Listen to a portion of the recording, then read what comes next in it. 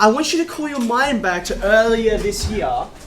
Throughout this year, actually, we've been looking at money and the maths to do with money, okay? And we've looked at it in a couple of different spots. Even think back to like the tests that you've done recently. What kinds of things in maths have we been doing that fits under the category of finance and money? What kinds of things have we been working at? Yeah, Connor. Depreciation. Fantastic. Okay, so we're gonna get right out the gate. That's a big word, right? Now, by the way, just because you mentioned it, depreciation, like literally yesterday, my year 11 general class, we talked about depreciation, right? And you're like, hold on, if we learnt about depreciation this year, we're gonna learn about it next year. What's the point, right? Well, as with everything in maths, what happens is you take ideas, and then as you progress through the years, you dig down deeper into those, right? So for instance, we looked at the fact that there's two different kinds of depreciation, straight line and declining balance, but you'll get onto that next year. So this whole idea that we've been introduced to ideas, we're gonna go into more depth later. That's the whole point of general. Okay, fantastic, depreciation. It's about losing money. What kinds of things have we got under gaining money? What kinds of topics have we looked at? Yep. Interest, fantastic. And interest is kind of like the reverse of depreciation. We did it under earning money. Sorry, no, take that back. We did it under investing money. Where's mine?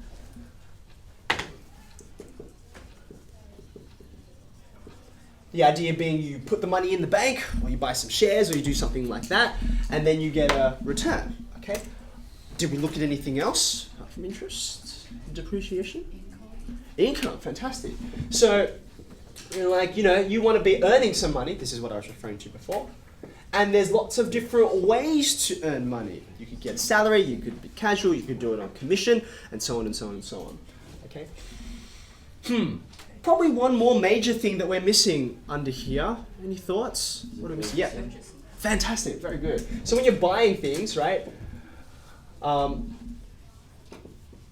Either they're kind of like commodities or consumables and you want to work out like the best price, right? Or they're things and you've got to borrow money for them. So again, we sort of come back to interest, but instead of like earning money, you're being charged money for the price of, for the privilege of borrowing it from other people, okay?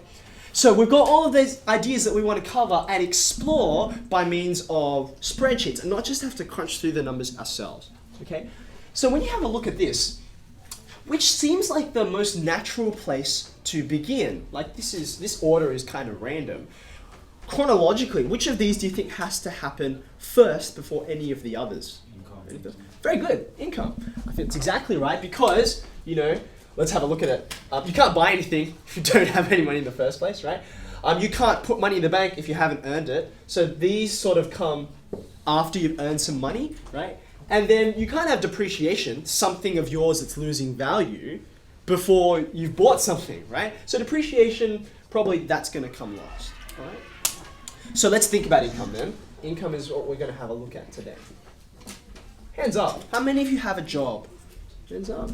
Yeah, good. All right, excellent. Hands down. Those of you who've got jobs, I'm going to draw on you for a little bit. People who put their hands up, let's just do this really quickly. On average, how many hours a week do you think you guys work? How many hours a week? 14 to 15? Anyone higher than that? Who's lower? Who reckons they work the least in this room? Still works, but yeah. I work like 6. 6 hours? Okay. Where do you work? I'm just curious. Okay, fantastic. So it's a pretty small kind of investment in time, but we're still earning money. 14 to 15 hours. Whereabouts do you work? Sorry? Whereabouts do you work? Subway. Awesome. Hey, no shame in it, man. It's I actually really badly true story. I wanted to work at a Subway when I was in year 11. Yeah, I do have a bit of spare time. I can fulfill my dream, Anyhow, my parents said no. Story for another day. Okay, good. So we've got like this, and I assume everyone else is somewhere in between, like maybe 10 hours. How much do you work, Jacob? Per week, roughly? 12 hours. That's 12. Okay, so yeah, you're in between. Good. So here's our first piece if you want to know how much you're earning, right? We need to know hours per week, or even like per shift, I guess, right? If you want to work out how much you're earning, what other kind of information do you need? Not just time. It's not a complicated question. Think about it. It's like, okay, I'm going to be working for this long, but I want to know how much money I'm actually going to receive for that. How do I calculate that? An hour? Yeah, I'm going to need to know a rate, right? Yeah, So rate. I need an hourly rate. Okay, and that might be the award wage, or it might be a bit higher. Okay, what is it for your age on average? What are we 9 thinking? to 10. $9 to $10 per hour. Okay, and before you, those of you who haven't worked, by the way, the half of you or so who've done that, we sort of like spend $9 or $10. We just sort of spend it like that, and then when you start earning it, you're like, far out. I don't want to spend this money anymore. It took me forever to actually earn it. Okay, good. That's important. There's something else here as well that we'll need, right? Because you can take these and you can multiply by these, but as the people who work can help us out and tell us, not all hours are created equal, right, Nathan? There's like time and a half and those sort of things. Good. So time and a half, or it might even be double time or double time and a half. When do you earn more than your regular hourly rate, Tom? Are you asking? Can someone help me out? Like, when do we earn these extra rates? So, Pip. Public holidays. Okay, public holidays, right? Anyone else? Another suggestion yet? Okay, weekends. That's kind of the main categories, isn't it? Okay, and I suppose as well near public holidays, if they're big enough. Like if you're working at a if you're working at like an EB or a game store or something like that, and they're like, yeah, we're gonna do a midnight launch, or there's like some crazy Boxing Day sales or something like that. It won't be a public holiday, it won't be a weekend, but the hours will be funny, right? Yeah, that's right. So it's kind of like not just this, but if you're working strange hours like 9 p.m., 10 p.m., 11 p.m., okay? If you're stacking shelves, that shift is like 8 p.m. to 12 midnight usually for like Coles or Woolies, that kind of thing.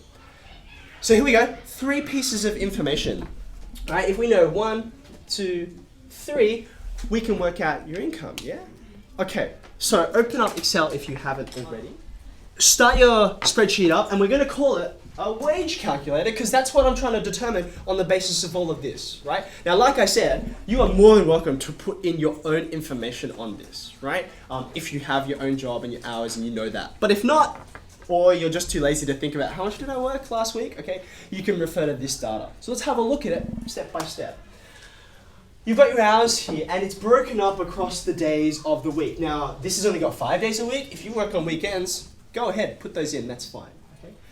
But then you'll notice there's 2 rows here that both talk about hours for each day, right? You got the normal ones, okay? This person's working pretty regularly, except for Thursday. I wonder why that is. And then they've got another row for this overtime, okay? So that's kind of a catch-all phrase for times where I'm earning more than my regular rate. Might be time and a half, might be something else. We'll explore that in a second, okay? Now, what I'd like you to do is fill all that in first, and then we'll get to these bits down the bottom in a minute. Okay, so I'll give you a little bit of time with that on the screen to put in that data, but don't worry about rows 5, 6, and 7. Don't put them in just yet, okay? Also, while you're entering a few things, as much as possible, you might even notice, see how you've got rows and columns there, and they've actually described for you the A, B, C, D, E, F, and the numbers for the rows and so on.